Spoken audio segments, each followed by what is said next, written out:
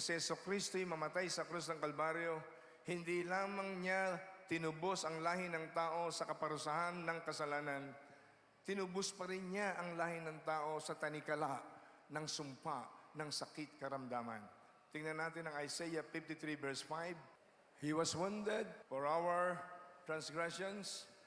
He was bruised for our iniquities. The chastisement for our peace was upon Him. Yung kabayaran ng kapayapaan, siyang nagbayad. And by His stripes we are. By His stripes we are. Hindi lamang tayo binigyan ng kaparaanan ng Diyos ng kaligtasan sa kamatayan sa impyerno. Binigyan tayo ng kaligtasan at kalayaan sa sumpa ng sakit karamdaman upang sa kanyang mga latay, kayo at ako ay nagkaroon ng kalayaan sa lahat ng uri ng sakit karamdaman. Kung kaya nating manampalataya, kung kaya nating i-actualize ang ating faith,